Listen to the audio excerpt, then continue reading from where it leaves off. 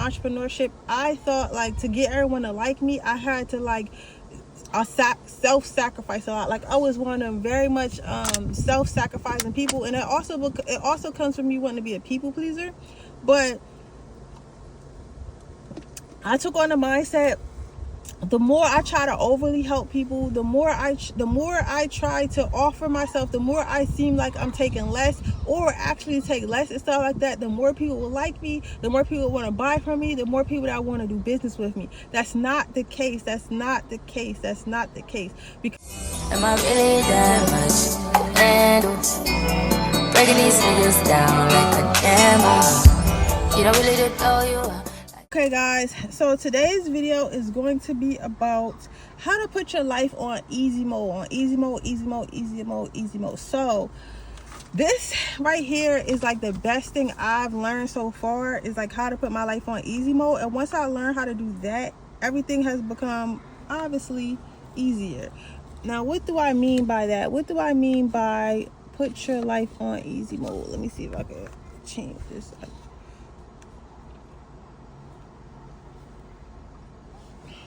So what do I mean by put your life on easy mode? So what do I mean by put your life on easy mode? So when I say put your life on easy mode, it means do things that make it easier for you. So when I first started my entrepreneurship, I thought like to get everyone to like me, I had to like self-sacrifice a lot. Like I was one of them very much self-sacrificing people, and it also comes from me wanting to be a people pleaser. But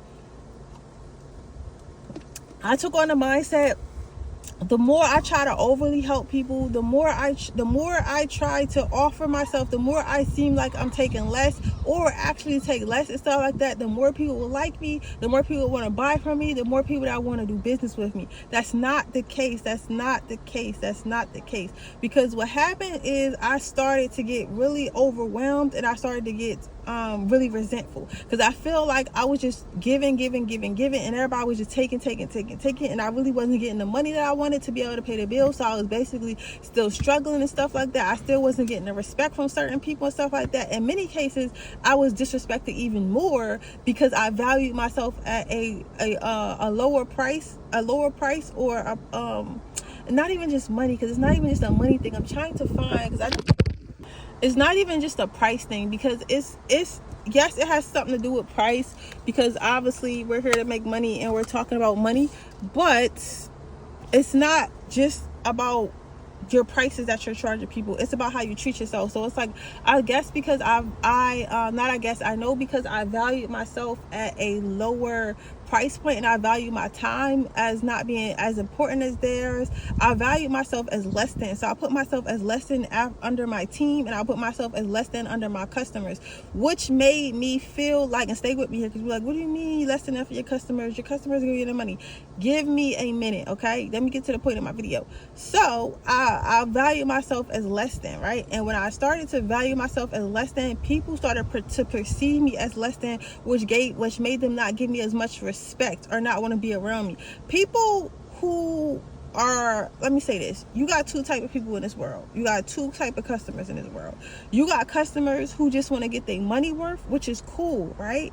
They got customers that just want to get their money worth, and then you have customers that will specifically not align themselves with you if you value yourself as less than, right? So if you value yourself as less than, why would I want to buy something or be around somebody who values their self as less than? Because then that means if I am staying in a unit that this person created, or aligning myself with that person any type of business wise, that means that's what I think of myself, and I think highly of myself. So I want the best of the best. I want the luxury. I want the most expensive things, right? So you have that type of customer, and then you have the type of customer who they don't really care. They're okay with having a mutual respect as long as they get their money's worth, and it's no problem, right?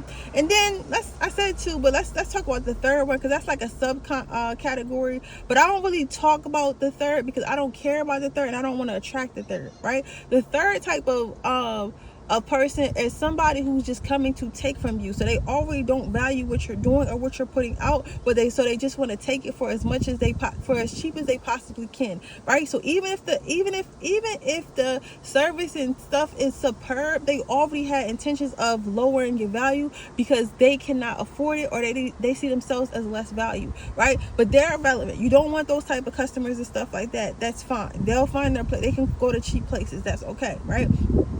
So what I started doing was I stopped focusing on try to please everybody, and just made sure I please the type of customers I want to please. So I want to please the customers who who appreciate the details and stuff like that, and want to support me because we're aligned. They like artistic stuff. They like my actual art. And then also I want to attract the type of customers who just want their money's worth. So yes, they just need a 2-bedroom that's clean, that's safe, that's comfortable, right? So just as long as I meet that bare minimum of what they paid for, that's fine. You get what I'm saying? So I teeter in between those two. Those are the 2 clients that I'm looking to impress. Those are the 2 clients I want to support my business. I don't want a client who's just I don't want a client that I feel like I'm begging just to get money, because I want everybody's business, right? Now, does that mean that you might make less money, or you might it might take you longer to make money? Yes, that is. But also the quality of your customer also helps with the efficiency and the longevity of your business. Because if you have a whole bunch of cheap clients that don't give a fuck about you and don't care about your business, that's how you got broken stuff. That's how you got freaking credit cards doing chargebacks. You got all types of stuff because you want to keep going after everybody instead of leaving those people who never really wanted to buy from you in the first place alone, and just keep sticking to the basements where you're not overextend yourself, right? So you're like, Siren, what are you talking about? Like, what does that have to do with me overextending myself, right? I had to explain that to explain to you why I did the following things I did in this video. The first thing I did was I stopped trying to make stuff work that was going to cause me stress, right? So again, going back to the example, because again, I give you guys examples of my life and my entrepreneur journey to help you guys with yours. So going back to my to my business, right, with the theme Airbnbs, I would literally have a book out in the middle of the week. I live like an hour away from my units, right? So I'll have back-to-back days where I have to go up there Monday, Tuesday, Wednesday, Thursday, and then maybe I get a break Friday, and I gotta go up there Sunday, Monday, and I'm like, no, I'm not going to keep doing that. So what I'm going to do is I'm going to split it up. I'm going to charge a full weekend, I want you to either buy a full weekend or a full week. So when you stay with me, you either have to buy a full weekend or a full weekend or a full week. Or if you do the weekends, I do not allow you to just do just a Friday or just a Sunday or just a Saturday. I'll allow that because on the weekends I have a lot more free time than I do during the week. And who wants to go up all the way up there during the week? I don't want to do that. So it's harder for me to go up there during the week because it has to be later in the day, right? So to keep myself from having to do that, I did it. So now if you book with me, you have to book at least 2 to 3 days. So 2 to 3 days. So they could book from Sunday to Thursday, or they could book from Friday to Sunday, right? Friday to Sunday. So that way now I only have to go up there 3 times a week versus having to go up there 5 or even 7 times a week because I'm so busy trying to please everyone, trying to take a whole bunch of next day bookings when I know that doesn't work for me. Because right now I don't have a cleaner because I had to fire my old cleaner because I can't rely on her anymore, right? And I haven't been able to really find one that's a good price range that I can rely on in a while, right? So now I've made it easier for myself. So that's the first thing I did was I figured out a schedule that works for me. Like, you're going to have customers regardless. You're going to have customers regardless, but that doesn't mean you need to be open every single day or you're going to miss somebody. It doesn't mean that. You need to set reasonable hours and stuff like that, which brings me to my next point of why you need to do that, right? I made myself have rest days. It's okay. It's okay to close. It is okay to close. So when I started my business, I was like, I'm always open 24 hours, I'm always open. Now, as I'm maturing into an entrepreneur, I'm understanding that it's a reason why most stores have days that they're closed, right? There's a day, especially like small mom and pop small mom and pop places, you're like, why would they even be closed? Because you want to make sure you open every day so you're not miss a customer.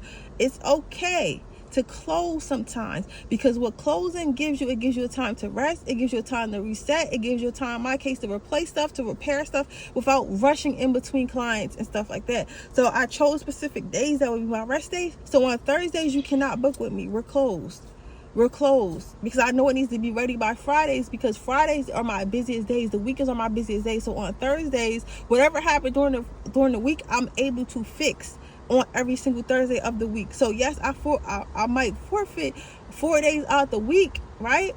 I might forfeit 4 days out the month, but now I know I have those Thursdays to fix whatever needs to be fixed every single Thursday. So I made closing days, and so that I can have rest days and have days to actually prepare what's going on, right? What's going wrong. So the next thing I did was I lowered my bills. Now, I can only talk into the context of my business, but again, apply this to your business however it does, right? So the outside of me paying the rent and everything I need for the lease and whatever I need for the actual business itself, I also have to pay utility bills. So that means the power and the water bill and stuff like that. I noticed when I left off the tent boxes and I was allowing them to turn the heat and stuff up and the air and stuff like that, my bills were higher. When I put the tent box on there and left it on a specific temperature, and if they wanted to turn it up, I would turn it up and stuff like that, it lowered my bills significantly. It lowered my bill significantly. So while some people might have an issue with that, yes, I do get reviews sometimes. Oh, it was a wonderful stay, wonderful place, but they do have a temperature box, right? But in my pictures on my rental apps, you can see the temperature box, right? My bills are lower, which means I can profit more, which means I can stay open longer, which means I can serve more customers, which means I could also buy more things, like add little games, add more decorations and stuff like that, make sure I have fresh, clean sheets and stuff like that, because I'm not running out of money spending extra stuff on mundane things and not having a real idea what my utilities might look like every single month, because I'm not in control of what's going on in my building. So yes, I made the decision that may inconvenience you a little bit, but benefit me more in the long run, so I can benefit you more, if that makes sense. So for me, it was the temperature boxes. So figure out what in your business can you cut costs on that will lower your bills, lower your overhead, so that way you can invest more into your business. And yes, it might bother some people, but that's okay. If you want to stay with me, the temperature box is locked. But it's okay. In the summertime, that shit is on 70, so it's a good temperature in there. In the wintertime, I make sure it's at least on 82 or something like that. I make sure that you're not too hot. I make sure you're not too cold and stuff like that. If I get too many, it's too cold in here, then I know to turn the temperature up. If I get too many, it's too hot in here, then I know to turn the temperature down. But I've been able to find that for all my units, 72 is a comfortable temperature, and I haven't had any complaints since I had it on that temperature. So that's why I use the temperature boxes and stuff like that, because it benefits me, right? And it's okay to find things that you can save money on that benefits you. All right. So the next thing I did was I hired people to do the little stuff. So I have a Fiverr account, and I've now hired somebody to do my social media. So they'll be posting on my social media, because that's a small mundane thing that takes up a lot of my time, but it's something I need done, but it's so small. So I hired a virtual assistant to do that for me every single month. I pay that $150. They make sure all my scheduled posts are posted for the rest of the month. All my ads are running for the rest of the month. So all I have to worry about is running my actual business, dealing with customers, seeing how I can improve, taking courses and learning and stuff like that, learning money management and things like that, and paying off bills, stuff that I need to be focusing on. Whereas there's stuff that people can do. I could pay somebody to do my social media. You get what I'm saying? So we want to start delegating tasks that you don't need to be doing. Once I find a comfortable cleaner, I want to be delegating that as well, right? That give me more time and stuff like that in my business, so I can focus on growing and marketing the business, things that I'm good at. So you want to hire people to do the little stuff that you're either not good at, or just the little stuff that takes up little time that could be going to something else, right? You could hire someone for email lists. You could hire somebody to send out text blasts. You could hire somebody to do all that stuff on a monthly basis, okay? For cheap. Because $150 is one stay. It's one stay in one unit. You get what I'm saying? So I'm not going to be thinking about $150, because that $150 will make me $10,000 that month from making sure that my social media is consistent and have people find it to stay with me. And the last thing I did was, and this is going to sound crazy, but spend that money on yourself. Spend that money on yourself. Spend that money on yourself. Spend that money on yourself. I cannot stress to you guys how much that you need to spend money on yourself. Like this month, I went out to, I'll insert some videos. I had so much fun, y'all. I had so much freaking fun. Like so much freaking fun. I went to New York with one of my friends. He went to the spa. I love the spa. I adore the spa. Like I love the spa. So I went to the spa. I went to this rooftop restaurant that I've been wanting to go to. I seen on TikTok. It was absolutely beautiful. The food was good. The drinks was good. Everything was so good. So I went to that, and then we walked around New York and got like more food and stuff like that. Did some sightseeing. I love New York. Like I want to be in New York. But New York is just too expensive. Like, but I love New York, right? So I did that, and then we went. I actually booked a luxury hotel in Miami, and I went to Miami with my best friend, and I went to luxury places. We went to Design District and stuff like that. I got me some treats. I did a little shopping and stuff like that, and I just wanted to place myself in a vicinity of luxury. I wanted to know what it felt like to walk around and be amongst people who have of means, because you got to start putting yourself in spaces and become comfortable and familiar in spaces that where you want to be at in life. So that was me doing that. So staying in a luxury hotel with an infinity pool and like just a nice place, and eating what I want, eating good healthy food, expensive food, going to nice restaurants, dressing up. That's the type of lifestyle that I'm working towards. That's the type of lifestyle that I basically typically had, but I want to immerse myself in that. I spent that money on myself, and I invested in myself, and I came back from that trip so refreshed, so ready, have so much content. Now I'm even more motivated. I'm even more motivated because I want to keep doing things like that. So because I want to keep doing things like that, I'm going to continue to work hard. I'm going to continue to figure out what I got to do to keep myself in those spaces. So before I used to think that, work yourself. And then once you become a millionaire, then you can enjoy those things. But it's really about enjoying the little fruits of your labor, which is going to motivate you to get more and more and more. Because now it's like, damn, if I could just go to Miami like that, like, and it only costs this much, and not only is a little bit to me now because I make that type of money. Imagine if I keep consistently making more and more money. I could go to Miami 4 times a month if I want to. I can go to New York like every other weekend if I want to. I can taking a $250 spa day ain't going to be nothing. Like, you get what I'm saying? Like, because I've done it, and I've done it repeatedly. So now this is a norm to me, right? So that's motivating me to keep on striving to be better and better in my business. But yeah, so those are the things that I've done. So the first thing, again, I put my life on easy mode. I stopped trying to do things that were easier for other people and made sure it was easy for me. Number 2, I made sure I take rest days and stuff like that, and it's okay to close down. Number 3, I figured out how to lower my bills so I'm not paying too much overhead, so I'm not stressing myself out. That was number 2. That's number 3 actually. Number 4 is I actually hired people to do the little things for me, so I'm not wasting time when I could be doing things that are more important. And number 5, I actually spend the money on myself. I don't even know, I think I skipped over a number in here, but whatever. But yeah, spend the money on yourself and actually enjoy the fruits of your labor, because what's the point of doing it if you ain't enjoying it? You just want to make yourself miserable and make everything harder.